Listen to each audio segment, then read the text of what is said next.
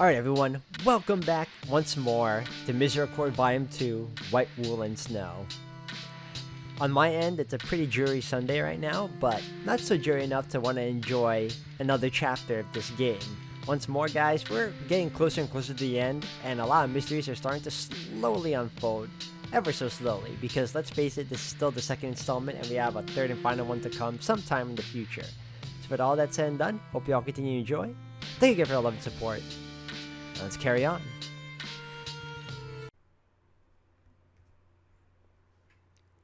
I did not have much time to think, however. Bridget and Violet were sitting at the table, Charity and Margaret were usually occupied. As soon as we entered the cloister, they bolted toward us. There you are. Thank goodness you're here. We were looking all over for you. Come upstairs, Flora's waiting. They yanked Catherine by the sleeves and dragged her toward the staircase. Margaret and I followed close behind, too curious to let this pass. Catherine tripped on a step on the way up, and I had to resist making a mean remark. The young duo marched us into the sacristy by the way of library. Eustace had finished cleaning the place. It was practically gleaming, free of bric-a-brac, or the charred remains thereof. The room was actually rather spacious. Flora sat in her barrel, looking anxious. Next to her was Eustace, who was her typical stoic self. I felt a rush of fear when I saw her. The pair of them was flanking something covered in sackcloth. Took you long enough. We couldn't find them. They were off in the camp, turns out. Whatever, thanks for finding them. I want to show Catherine something. Oh dear. Now that I'm the sacrist, it's apparently up to me to choose what we keep in here and look after and stuff. That works out, because I've been working on something. Maybe it's a bit selfish, but I thought the first thing we could keep in here is... She waved a hand toward Eustace. On Flora's signal, she pulled the cloth away to reveal a lavish painting of a woman in noble finery. Ah, it's this one again. Oh, that looks like me. It is you. Everyone had gathered around the canvas, cooing and marveling at Flora's prowess. I couldn't help but smile. I felt relieved, and a little embarrassed. I felt so menaced by this painting, but all the pieces were coming together in my mind. For once, I was glad that a mystery's resolution was amusing more than anything else. Now that I could see it next to Catherine, the likeness was obvious. I did find it a little funny that I had not recognized the subject. After all, I had seen Sister Catherine naked. But the clothing, the hair, and the rather ghoulish lack of mouth had made identification impossible before. I had only ever seen Catherine in her habit or completely nude, her hair long and wild. This painting depicted a sort of in-between state. I kept those observations to myself. That man came round with it a while ago, yeah? I thought it was a shame that it was just sitting around unfinished. I tried to just copy it at first, but I couldn't get it quite right. And I really appreciate you wheeling me around so much lately, and I thought it would be nice if I made you something. Or, well, finish the original at least. I was rather moved by Flora's explanation, but I could sense an odd chill in the room. It is rather impressive. Can I have it? Everyone chuckled nervously. By all means. Please have it. Keep it under your bed and look at it when I'm out of the room. Margaret furrowed her brow, and some of the other sisters inhaled sharply. That is to say, nothing of Flora, who looked heartbroken. You don't like it? I never said that. But it is mine, yes? You're giving it to me? That's very kind. Margaret said that she wanted it, and it's mine to give, and I am feeling kind. Catherine? I was joking. You can't just give it to her. Well, I do not want it. I'm sorry, it's quite good. I just don't. So whoever wants it, they can have it. Just as long as they hang it up somewhere, I don't have to look at it. Is that fair? That's terrible. Why would you say that to her? That she worked hard on that painting, you know? Maybe you should give it to my father. What are you on about? Seems a good according gift as any. I'm not stupid, Catherine. You think I... Don't play dumb. You've been buttering him up ever since he got here. I'm trying to be nice to him. Why? Because he's your father, Margaret. I want to do right by you. Yeah, well, I think you're full of shit. Damn. Margaret stormed out of the room. She was angrier than I had ever seen her. I was so dumbfounded that I wasn't sure what to say. Eustace remained stoic. Flora looked crestfallen, but Violet and Bridget were clearly doing their best to mask giggles.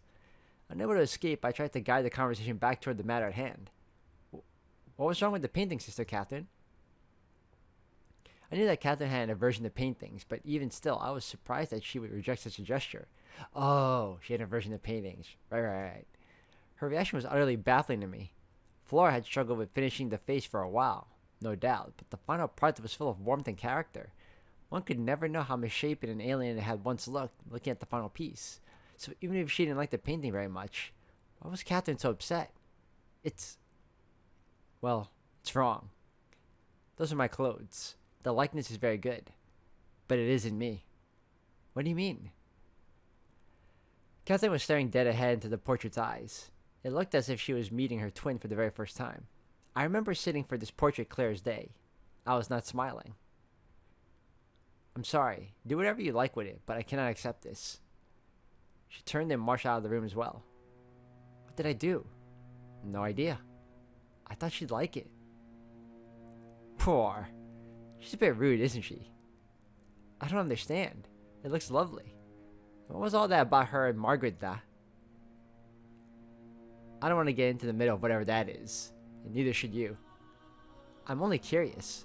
I thought she would at least appreciate the effort. She should have. She will. It's too good a likeness to stay mad about, I reckon. Yes, she'll come around, surely. She's just upset about something else and taking it out on you. I'm sure it'll be fine. I wasn't sure how sincere Eustace was being. Eustace and sincere don't go together. Well, I think I have some work to do in the cellars. I think Adela wanted us to help rotate some barrels or something. Funny that, isn't it? Sounds a bit easy. The younger pair darted out of the room. Eustace sighed deeply. Do you have any idea what that was about? It was difficult speaking to her alone like this. My heart began to race as soon as our eyes locked. As righteous as I felt, I could not bear to spend much time around Eustace while I waited for the hammer to fall. I haven't a clue. I was hoping you would know. Search me. I've never seen Margaret so worked up. I have. Never mind. Well, I think I'll go and make sure they're not fighting in the cloister. I had good news to deliver to Catherine. Perhaps it'd cheer her up. I should leave as well, I think. You do that. I nodded and turned to exit the sacristy. I had a second difficult conversation to get to. Now, where had Catherine got to? There was nobody on the second floor that I could see, so I made my way downstairs. I had a hunch. Sure enough, Catherine was seated in the little table in the cloister. She was observing the workers in the distance, albeit with a scowl. I made my way over, bracing to be shouted at. Instead, when she saw me, Catherine ordered me the other chair with a wary wave of her hand. Ah, Hedwig. I'm sorry you had to witness all that. I pride myself on all my composure, but seeing that painting again, well, I shouldn't prattle. Please do, if it would help you to have me listen. Are you and Margaret? Anything but that, I beg you. Very well. There is another matter I need to talk to you about. Something rather pressing. Oh? I spoke to the superior about my suspicions. Her eyes flickered. That is good news. And you think she listened? My evidence was quite thorough. Naturally. Well then, I suppose all there is to do now is wait. Thank you, Hedwig. Very rarely have I felt so believed in. Of course. I must apologize for putting you through such hell in the first place, though. It was never my intention to betray your trust to the superior. Oh, do try not to worry about it. I'm well aware of how good she is at turning the thumbscrews, so to speak. We sat in silence for a while, watching the builders. After a moment, Catherine spoke again in a husky whisper that set my hair on end. If I watch them much longer, I'll turn to syrup. Oh. She glanced at me sideways. Last chance. Excuse me? Don't be coy, darling. It's very unbecoming. Would you care to accompany me? Where? To bed, you idiot. Why travel so far? The cell is just down there. My word, you are something else. It's better than nothing, I'm afraid. I'm a lady, not a dog. I would accept. Except I think you ought to go speak with Margaret. Nosy. I mean it. She sighed through her nose, squinting to get a better look at the faraway workers. You're right, of course. She said some very rude things about me, though. Well, you were also rather rude. I understand why, naturally. Flora's painting came as rather as a shock, I'm sure. It must have reminded you of... Captain looked at me through narrowed eyes. You're rather comfortable around me considering what I've told you. You've confided in me because you trusted me. Well, I trust you. You say he deserved it, so I must believe you joined the Abbey to seek salvation for your sins. I didn't trust her, of course. Not entirely, but it felt like the correct thing to say. Salvation is a funny word. That man deserved what he got, and I would kill him again were he to ever return. I came here out of self-preservation, and I told you the truth out of self-preservation, but I appreciate your faith in me all the same. Trusting me is a difficult thing for anyone, I'm certain. All the more reason to preserve your relationship with Margaret. Not just a pretty face, are you? She stood up and straightened her robes. Any idea where she got off to? No clue, I'm afraid. No matter. I'll find her. And if not, I'll see her at the meeting at the very least. Meeting? Did I say that? Have a good evening, Hedwig. Meeting. Slip of the tongue, perhaps? After Catherine left to find her dearest friend, I was left to my own devices for a while. I turned the hint she had dropped over and over in my head. Meeting? What meeting? I found myself pacing around the dormitory hall. It was quiet. The others were elsewhere. All except Darcy, of course. I felt the pang of sympathy each time I passed her door. Darcy? Darcy! I finally decided to knock gently, but there was no answer. Ever so carefully, I opened her door a crack. Darcy was still in bed, but I could see her chest rising and falling. Thank God for that, at least. I whispered her a low well wish, and then left for downstairs. The men had retired for the night. It was too dark to work. For a moment, I enjoyed the relative silence. I could still faintly hear the sounds of the camp, but it was the most peaceful the cloister had been for a while. Curiously, I could see light flickering inside the chapel through the windows. What was happening there this late in the evening? Surely my fellow sisters hadn't suddenly decided to practice all of the hours. Excuse me. I jogged across the grass towards the church and crept low as I approached. There was a low voice droning inside. Charity's voice. It was rather difficult to make out through the window, however. It was echoed and muffled by the stone. One thing was for certain. This was the meeting Catherine had alluded to. I glanced at the front door. I have to question, but then I remembered the back entrance that Margaret and I had plundered of furniture some time ago. I raced around the side of the building and around the build site, taking but a brief moment to marvel at how fast the clock tower was coming along. Slipping through the back door, I was immediately greeted by a much clearer voice. I pressed my ear against the wooden door that separated the small room from the back of the chapel. Unfortunately, I seemed to have made it to the tail end of whatever meeting I was eavesdropping in. Questions and comments and so on, Violet? I furrowed my brow. The newcomers were here? Has the congregation always been this small? I believe so. We've always been a little out of the way. I suppose it could have been more populated at one point. I'll ask the real question. Who was this Sister Catherine I heard people whispering about?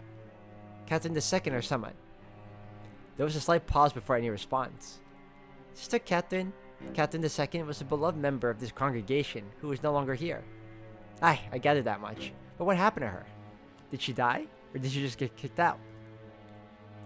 Violet, I don't think this is for us to know. There's nothing wrong with asking. Hopefully you can accept that we'd rather not talk about it. Of course. Forget that. We have a right to know, I think. Damn, Violet. Every time I've heard her name come up, everyone's gone all weird. If I have to shut up about her, I'd at least like to know why.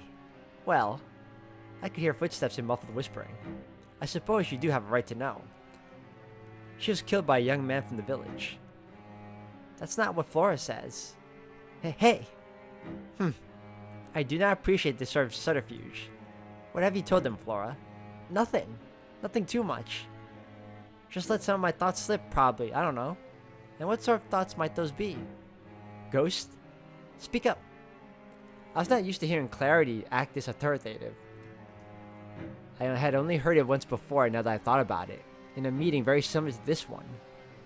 Just talked about the ghost once or twice, probably. I was wondering if maybe a ghost chased Catherine off, and you were all too scared to say something. Or you didn't want to scare us. Or maybe she is a ghost. It's a great deal less spectacular than that. Sister Catherine was killed by a young man from the village who had come to deliver us mail. He was always a mite obsessed with her, and she rebuffed his advances and died. That's why the bishop is here. Well, that and performing your rites. But primarily, he came to collect the poor wretch. So if a lad from the village killed her, why is he still here? And when's he going to be taken away? When's the bishop leaving? Oh, good question. That man is a bit of a lazy sort. I suspect he'll go when the superior is tired of him. The attendees chuckled knowingly. Are we safe? You know, from this madman? I shouldn't like to run into him. He's being held far away in the hospitalum. I gritted my teeth. I could only hope that the bishop was correct and James was far, far away. Catherine and I alternate bringing him meals. It's quite secure. I wouldn't worry. Oh, man, this whole meeting is very worrisome right now. I don't like it. It wouldn't be long until someone noticed his absence, surely. Hang on. How far away is the hospitalum? It's quite a walk. It's well outside the walls. Why? You have to ask the fellows who built it? Who are they then? Haven't the foggiest. Fear was welling up inside me. Was this meeting purely for the sake of bringing those girls up to date with the history of Limbarrow? I'd never received this sort of treatment. Is there anything else, dears? No, thank you, Sister Charity. I suppose that's all for now. Very good. I could hear footsteps again. If you girls ever need more help, just ask. I heard mumbled thank yous from the young oblates. After some footsteps and shuffling, I heard the large front door open and closing. They left then. Now then, on to our second order of business. More footsteps closer this time. Charity was very animated this evening. One moment, she get a chair. I was not built for standing at the pulpit, ho. I realized far too late that the footsteps were headed my direction. I attempted to scramble away from the door, but in the dark I managed to fumble and trip over a chair log. Sister Hedwig? I was dragged into the torchlit chapel to explain myself. Nearly everyone was here. Darcy was absent, naturally, as were Angela and the superior. The rest of the abbey was here, though, glowering at me as I stood between the pews looking up at Charity's disappointed gaze. What were you doing sneaking around like that, This is exactly what we called this meeting about, Charity. It turns out that one is a sneak after all. And a bit of a freak. I must say, I am disappointed to find you like this, Hedwig. I'm sorry. Why are you spying on us, Hedwig? I looked at Catherine, my strongest present ally. She shook her head ever so slightly. There's really nothing so nefarious about it. Anything you've noticed in this is a series of coincidence, I'm sure. Not bloody likely. You'll have to do better than that, Hedwig.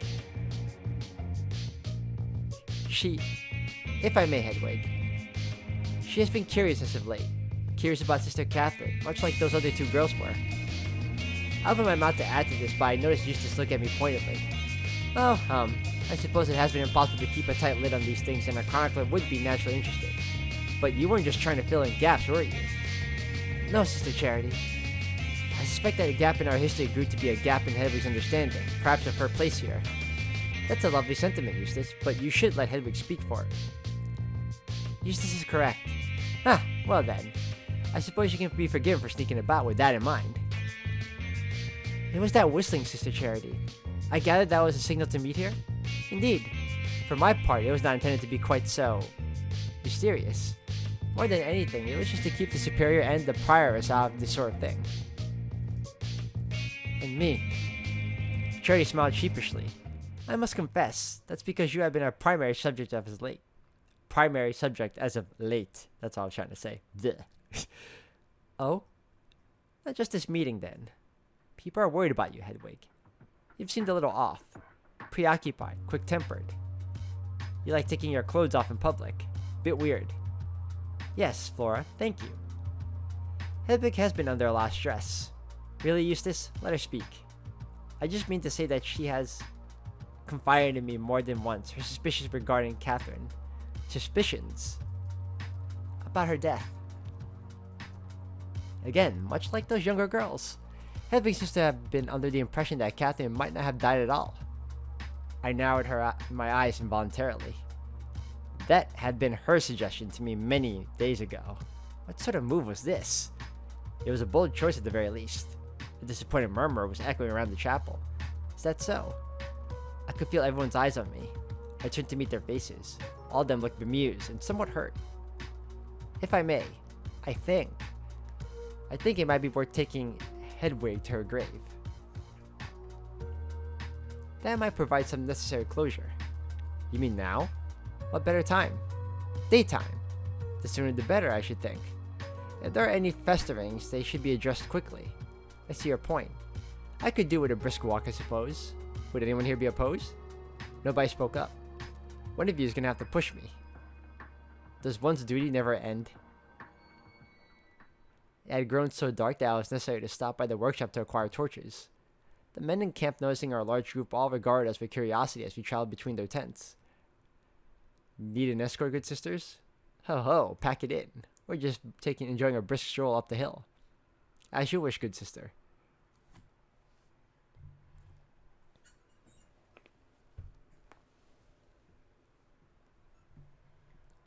We made our way in the great black throng, through the camp and down the path.